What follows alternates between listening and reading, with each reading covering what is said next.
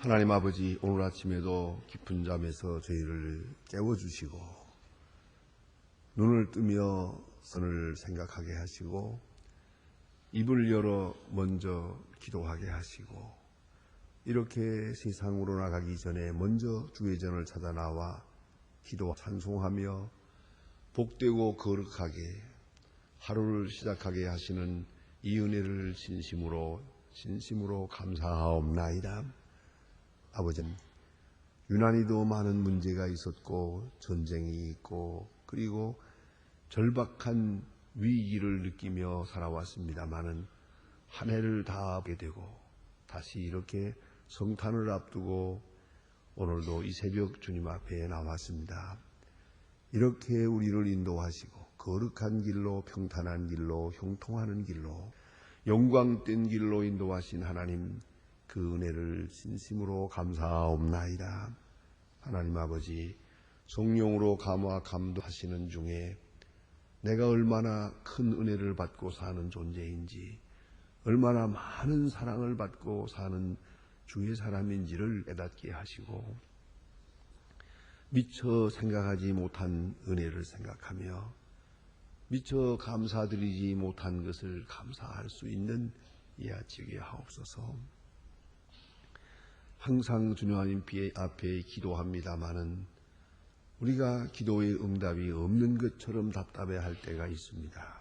그러나 주께서는 이미 응답하셨고 내가 알지 못하는 사이에 지각에 넘치도록 큰 은혜를 우리에게 이미 베풀어 주셨다는 사실을 깊이 깨닫는 이 아침 되게 하여 주시옵소서. 우리는 아무것도 모르고 살지만은 주께서는 미리 준비하셨고 그하신 경륜수옥에 우리를 한잔한 물가로 푸른 초장으로 인도하고 계심을 확실히 깨닫는 아름답고 귀한 아침이 되게 하여 주소서. 자비하신 주여, 한 사람 한 사람의 마음을 감동하시는 중에 주님과 가까이 만나며 또 주의 얼굴을 가까이 배워 주의 음성을 듣는 이 아침 되게 하여 주시옵소서. 자비하신 주여, 주께서 크고 놀라운 능력을 더하사 이 단에서 항상 하나님의 말씀이 바르게 전해지고 능력 있게 전해지게 하시며 그 말씀을 듣는 모든 사람이 구원케 하여 주시옵소서. 주께로 돌아오게 하시고 주 앞에서 새로워지게 하시고 그리고 새로운 용기를 얻게 하여 주시옵소서.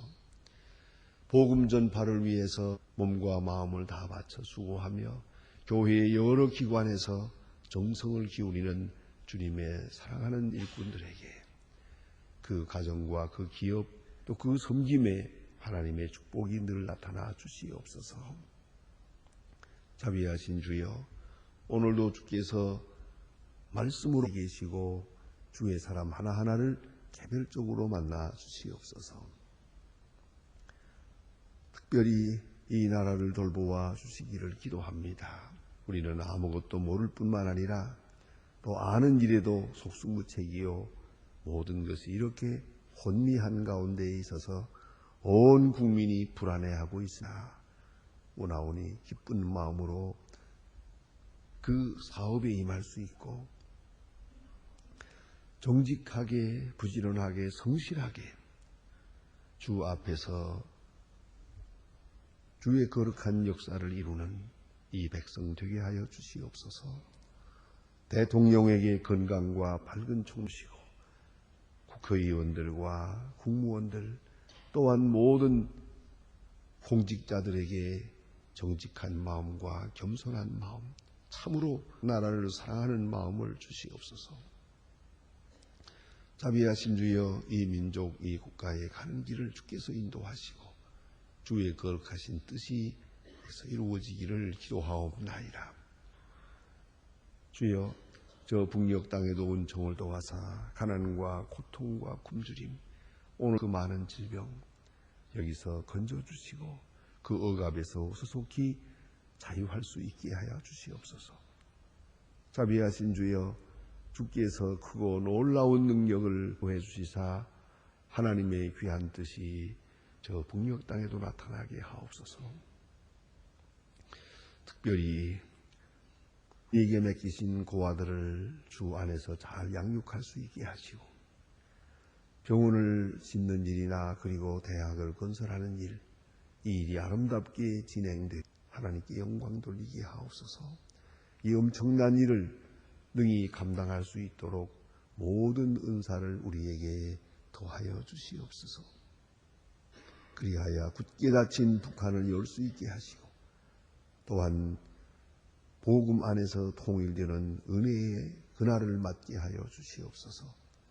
하나님 아버지, 오늘도 해외에 있든지 여행 중에 있든지 군문에 나가 있는 젊은이들, 또 그리고 공부하는 자녀들 하나하나 다 돌보시사 눈동자와 같이 해주시며 은혜 안에 강건하게 하여 주시옵소서. 특별히 병중에 있는 분들과 슬픈 가정 하나하나 찾아 위로하여 주시옵소서. 내일은 더 복된 날이 되게 하시고 주의 거룩한 은혜를 찬양하며 온전 주일로 하나님 앞에 드리는 거룩한 날이 되게 하여 주시옵소서. 이 하루의 모든 생활을 주께 맡깁니다. 주만이 영광을 받으시옵소서. 주 예수 그리스도의 이름으로 기도드립니다. 아멘. 하나님의 말씀은 계속해서 마태복음 21장 보게 되겠습니다. 마태복음 21장입니다.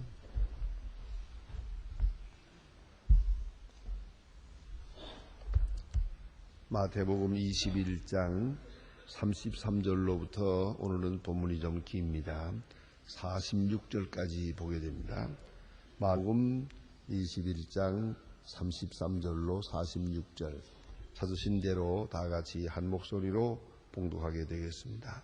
다시 한 비유를 들으라. 한 주인이 포도원을 만들고 산울로 두르고 거기 즙자는 굴을 파고 망대를 짓고 농부들을 그 새로 주고 타국으로 갔더니 실과가 때가 열매 그 실과 종들을 농부에게 보내니 농부들이 종을 잡아 하나는 심히 때리고 하나는 죽이고 하나는 돌로 쳤거늘 다시 다른 농을 저보다 많이 보내 저희에게로 그하였는지라 후에 자기 아들을 보내며 가라되 저희가 내 아들을 공경하리라 하였더니 농부들이 그 아들을 보고 서로 말하되 이는 상속자나 죽이자 우리가 위협을 차지하자 하고 이에 잡아 포도원을 밖으로 내어 쫓아 죽였었느니라. 그러면 포도원 주인이 올 때에 그 농부들이 어떻게 하겠느냐? 저희가 내 악한 자를 전멸하고 포도원은 제때에 실과를 바칠 만한 다른 농부에게 새로 줄지니 예수께서 가라사대 너희가 성경에 건자들의 버린 돌이 진모통이 머리통이 되었나니 이것을 주로 말미암아 된 것이 우리의 눈에 기이하도다 함을 읽어본 일이 없느냐. 그러므로 너희가 너희에게 하나님의 나라를 너희에게 빼앗기고 그 나라의 열매는 성경에 받으리. 그 돌에 깨어지고 그 돌을 사람 위에 떨어지면 돌에 가루를 만들리라 하시니라. 대제사장들과 바리새인들이 예수의 비유를 자기들을 가르쳐 말씀하신 줄 알고 잡고자 하나 무리를 두려워하니 이는 저희가 예수를 선지자로 알미었더라. 아멘. 오늘 본문 가운데는 유명한 악한 농부의 비유가 있습니다. 이것은 어느 때 읽어보 이 이야기와 같은 하나의 사건처럼 보이지만은 이 속에 인류의 역사가 있고 또 인류에 향한 하나님의 사랑과 경륜과 또 구원의 섭리가 있는 것을 읽을 수가 있습니다.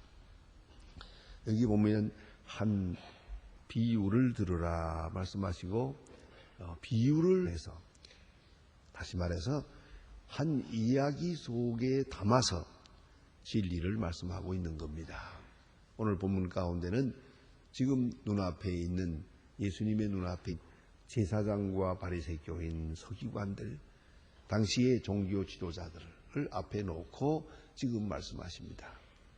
직선적으로 하지 않고 비유로 말씀하셨습니다. 그러나 충분히 알 만큼 말씀했습니다. 그래서 오늘 여기 마지막에 끝에 가서 보면은 자기들을 가르쳐 말씀하신 줄 알고 그랬습니다. 자기들을 가르쳐 말씀하신 줄 알고 분명히 그 지적한 그 저들이 분명 알고 있습니다. 자기들을 가르쳐 하신 말씀인 줄 알고, 그리고 회개하지는 않고 오히려 더 완악해져서 예수를 잡고 있다. 그러나 백성이 무서워서 잡지는 못했다. 그러니까 다른 방도로 예수를 죽일 계책을 세우게 된 것입니다. 그것이 본문에 나타난 내용입니다.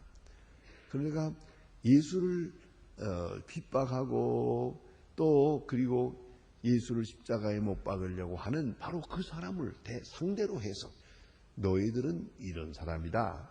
너희들의 모습은 여기에 있다라고 직선적으로 지적하면서 그걸 비유로 말씀하고 있습니다.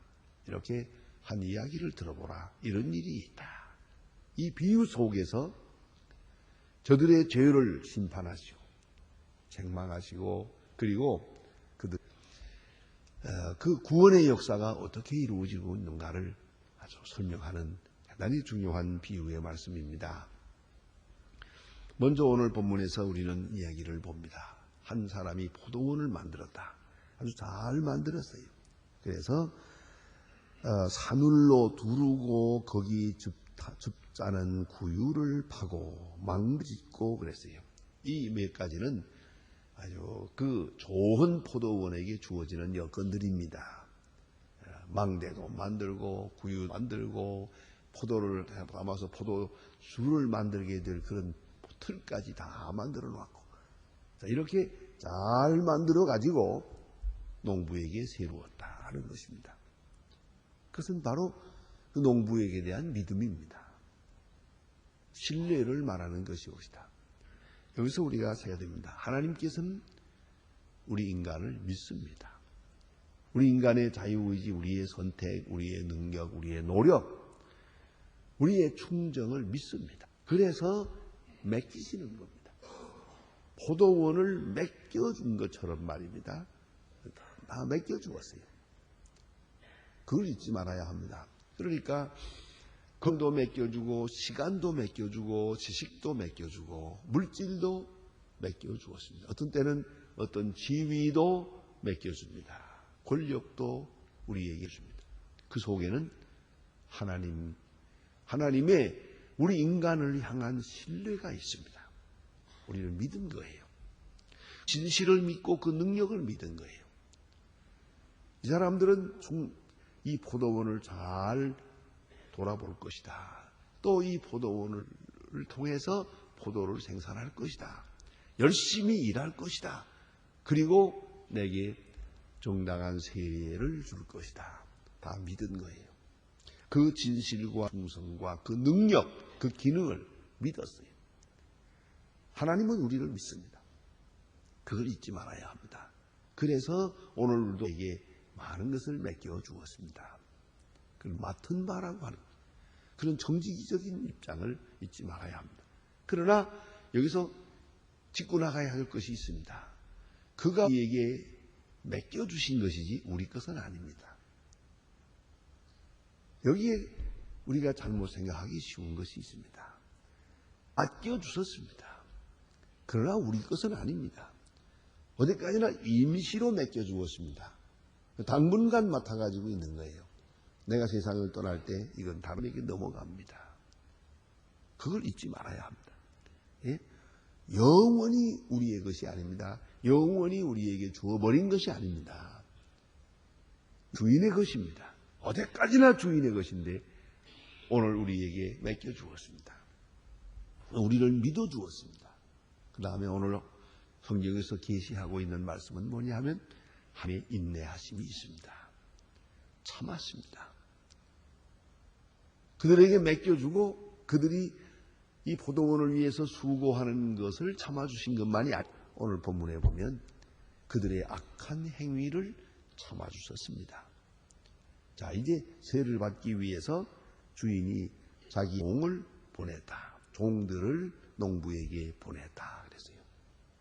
그러면은 주인이 보낸 종입니다. 그러면 주인과 같이 대접해야 됩니다. 주인이 보냈으면 누구를 보냈든지 이건 사신과 같은 겁니다. 요새 말로 말하면 대사급 행위입니다. 대사급 겁니다. 그러면 주인을 대하듯이 저를 대하고 주인을 영접하듯이 저를 영접해야 되는 겁니다. 그런데 저들은 영접하지 않았습니다. 그리고 영접하지 않을 뿐만 아니라 여기 성경에 보는 대로 하나는 심히 때리고 하나는 죽이고 하나는 돌로 쳤다 그랬어요. 이렇게 박해를 해서 내쫓았습니다. 이제 문제가 있습니다. 이런 소리를 듣고 이런 상황을 보고도 주인이 가만히 있는 겁니까? 이 본문에서 우리가 특별하게 생각하는 것은 왜 이렇게 여러 번 참았느냐 이거죠. 한 번 종을 보내고 이렇게 이런 것들이 있나? 당장 군사를 몰고 쳐들어와서 이거 진멸하고 말 것이지 이걸 왜 오래오래 참았는가? 그 무엇입니까? 오늘 보니 이런 말이 있지 않습니까? 내 아들은 공경하리라 하였더니 하나님의 기대가 있는 거예요. 하나님의 인내 속에는 또 다른 믿음이 있고 하나님의 기대가 있어요. 그래서 종을 또 보냈어요. 보내고 많이 보내고 마지막에 아들을 보냈다. 주인은 생각하기를 아들의 말은 듣겠지 그랬다는 겁니다. 예? 아들의 말은 들을 거다 생각하고 보냈는데 마지막에 그 아들에 대해서 그런 특별한 말을 합니다. 이는 상속자니 죽이자. 이 아들까지 죽이면 이제 보낼 사람 없. 이거 우리 이 포도원을 우리 것이 되고 말 것이다. 문제는 주인을 죽여야지 아들 죽여가지고는 안 되는 그 생각이 미급했어요. 어쨌든 아들이니까 죽이자. 아들의 말을 들을 것이다 생각했는데 아들을 보내면 들을 거다 한 게 주인의 마음입니다. 무들은 생각합니다. 아들이니까 죽이자. 결국은 아들까지 죽여버렸다. 이제 주인이 올 때 어떻게 하겠느냐 하는 거죠. 여러분 여기 하나님의 인내하심이 있습니다. 말씀하시고 불순종하는 걸 알고도 또 보냅니다. 또 말씀하시고 또 말씀을 주십니다. 오랫동안 인내하십니다. 하나님의 인내, 하나님의 오래 참으심을 생각해야 합니다. 저는 하나님 앞에 늘 감사했습니다. 하나님이 나를 부르셨고 하나님이 나를 믿어주었고 그리고 그가 늘 감사한 것은 오래오래 참아주신 것. 내가 불의를 할 때, 내가 스데반을 죽일 때, 내가 다메섹으로 향해 갈 때 하나님께서 나를 참아주었다는 거예요. 이 참아주었다는 것. 모른 듯이, 무능한 듯이 대책 없는 것처럼 참아주었어요. 모르는 게 아니에요. 알고 계세요. 그러나 오래오래 참아주셨대요. 하나님의 인내하심. 바로 그 속에 하나님의 사랑이 있는 겁니다. 그러나 인내의 한계가 있습니다. 이제 하루 심판하십니다. 그대로 되었습니까? 여기 본문에 보는 바와 같이 이제 주인이 올 때에 이 농부들을 어떻게 하느냐. 저들이 대답을 했습니다. 이 악한 농부를 진멸하고 그러죠. 당연한 일 것이니까 이 듣던 사람들이 대답을 한 겁니다. 당연히 농부를 진멸할 것입니다. 그리고 세를 잘 낼 다른 사람 농부에게 이 밭을 줄 겁니다. 일리가 있어요. 하나님의 인내의 한계가 있어요. 오래오래 참는 것 같지만 끝까지 참기만 하는 건 아니에요. 언제가 이제 참고 그 다음에는 심판하시는 거예요. 이 하나님의 심판을 알아야 돼요. 참는다고 해서 그저 무한히 참아줄 줄로 착각해서는 안 돼요. 하나님의 인내의 한계가 있음을 알아야 합니다. 이것이 바로 십자가입니다. 그 다음에 또 한 가지 이 사람 편에서 한번 생각해 봅시다. 하면은 사람에게는 요 어난 기간 동안 주어진 한계 안에 특권이 있다는 거예요. 포도원을 만들었어요. 이렇게 포도원 농부들에게 맡기고 주인은 갔어요. 그러면 요 얼마 동안은 마치 내 포도원 같아요. 내 마음대로 가꾸고 내 마음대로 일하고 내 마음대로 따먹고 그렇잖아요. 생각하면 잠깐 권을 누릴 수가 있어요. 이건 특별한 것이요. 하나님이 우리에게 주신 거니까요. 그 한계 안에서는 우리는 자유를 누리고 있다는 걸 알아야 합니다. 자유이 있어요. 다시 말하면 이 포도원을 잘 가꿀 수도 있고 게을러서 잘 못 가꿀 수도 있고 또 세를 바칠 수도 있고 안 바칠 수도 있어요. 그런 데서 바쳐야 되는 거예요. 당연히 바쳐야 되는 것이지만 그에게는 그만큼의 자유가 있었다는 것이죠. 예. 응당 바쳐야 됩니다. 그러나 안 바치는 자는 안 바칠 수도 있어요. 그 대신에 심판을 받아야 되는 거죠. 바로 거기에 죄가 있는 것입니다. 이 맡은 것, 이건 정직이에요. 일단 맡았어요. 맡은 그 시간, 맡은 한계, 맡은 포도원 안에서는 그는 자유와 특권을 누리는 것이에요. 이 주인이 기대하는 건 뭡니까? 감사한 마음으로 일하고 포도원을 이렇게 만들어 주었으니 감사합니다. 내게 새로 주었으니 감사합니다. 1년 동안 잘 일하고 또 이만큼 넉넉하게 살게 해줘서 감사합니다. 그리고 감사함으로 세를 바치기를 원합니다. 그게 하나님의 뜻이었어요. 제가 어렸을 때 그 살던 고향에서는 그 당시의 통계로서 한 60%가 교회에 나왔어요. 그런데 그 가끔 보면은요, 교회 전혀 안 나오는 사람도 가을에 추수감사절 때 보면은 이제 감사헌금을 받어요. 교회는 안 나오면서도 말이죠. 그 농사하는 분들이니까 추수감사절은 굉장합니다. 교회 마당에다가 그 쌀가마들을 갖다 이렇게 쫙 쌓아놓습니다.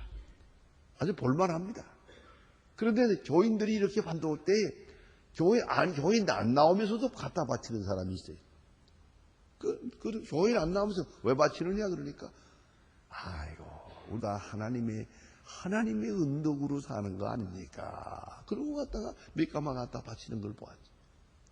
교회를 안 나오면서도 하나님의 은덕이라는 건 알고 있단 말이에요. 예, 그걸 잊지 말아야죠. 왜 그렇지 않으면 그건 사람이 아니죠. 그걸 잊지 말아야 돼요. 그리고 여기 분명히 이 농부에게 이만큼의 자유를 주었어요. 그리고 하나님이 원하시는 바는 뭐냐면 자유롭게 일하고 마음대로 따먹고 내 마음대로 하라. 단 가을이 되면은 얼마를 바쳐라. 그것도 감사한 마음으로 이렇게 땅을 만들어주고 포도원을 주어서 감사합니다 하고 바쳐야지. 이걸 빼앗기는 마음으로 바치면 안 되죠. 그래 억지로 요거 바치기가 싫어요. 요거를 떼먹어야겠고 요걸 바치지 않기 위해서 사람을 죽였어요. 이게 바로 이분들의 마음이에요. 자 이제 보세요. 11조 많은 겁니까 적은 겁니까? 11조를 바칠 때 마치 빼앗기는 것처럼 맞춰서는 안 돼요. 이것까지 떼먹으려고 들면 안 되는 거예요. 그래서 11조에 대한 해석이 있어요. 11조는 내 것 중에 열의 하나를 바치는 게 아니고 하나님의 것 중에서 열의 9을 내가 받는 것을 의미한다. 이것이 다 하나님의 것이에요. 그런데 9을 날들어 가지라고 그래요. 어찌 생각하면 야 반반 하자 반반에 그래도 모르겠는데 반반이 아니라 9은 네가 가지고 하나만 나눠주라. 이걸 아니라는 거예요. 이게 되겠어요? 11조의 의미는 다 하나님의 것입니다. 그걸 확증해야 돼요. 하나님이 주셨고 하나님이 건강케 하셨고 하나님이 형통케 하셨다. 하나님이 주었습니다. 이게 하나님의 것입니다라고 생각하는 순간 열의 하나 바치는 게 뭐 그렇게 어려워요. 그리고 열의 9을 받는다는 생각을 해야죠.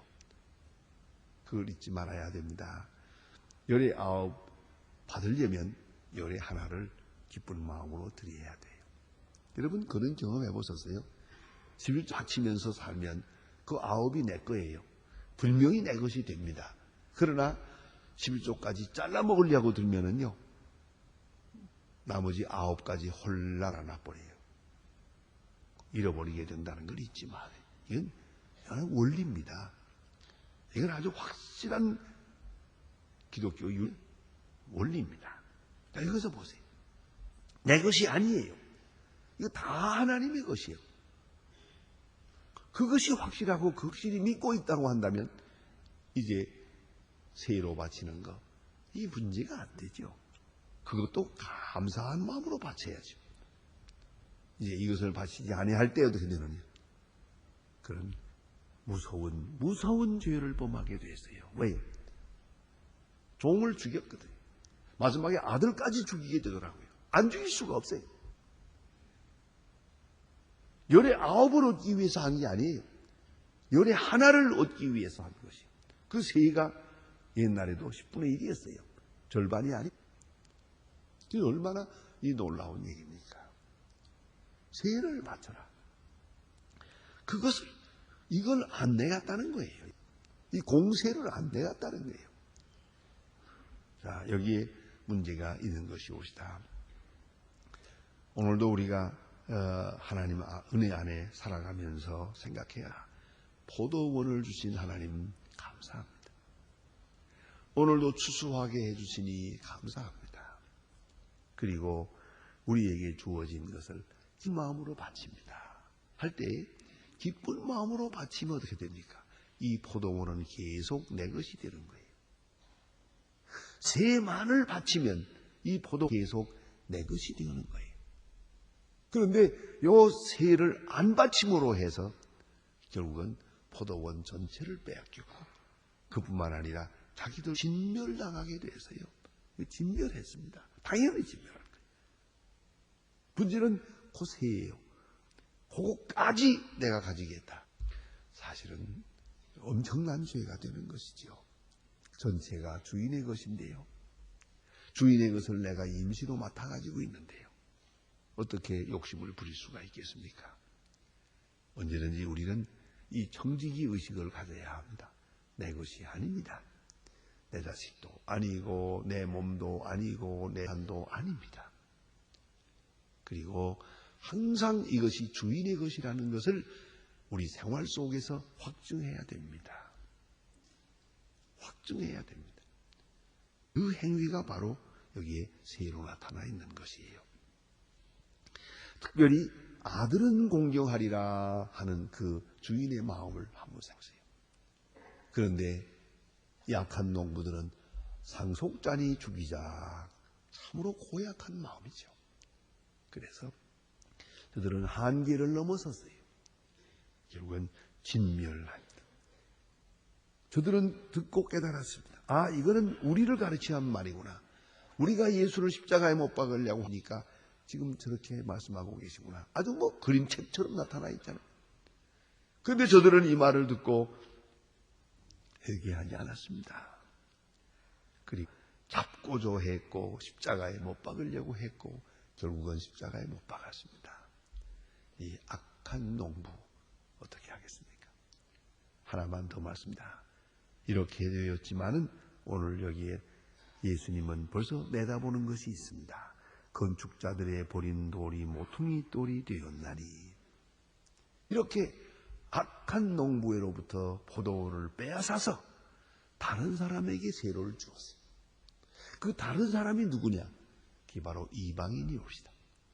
유대 사람에게서 빼앗아서 이방인에게 주어서 이방 사람이 그 포도원에서 살게 됐습니다.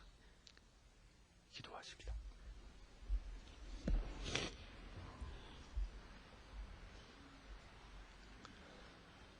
하늘에 계신 우리 아버지시여, 이름이 거룩히 여김을 받으시오며 나라이시며 뜻이 하늘에서 이룬 것 같이 땅에서도 이루어지이다. 오늘날 우리에게 일용할 양식을 주옵시고 우리가 우리에게 죄진 자를 사해 줄 것 같이 죄를 사하여 우리를 시험에 들게 하지 마옵시며 다만 악에서 구하옵소서. 내게 나라와 권세와 영광이 아버지께 영원히 있사옵나이다. 아멘.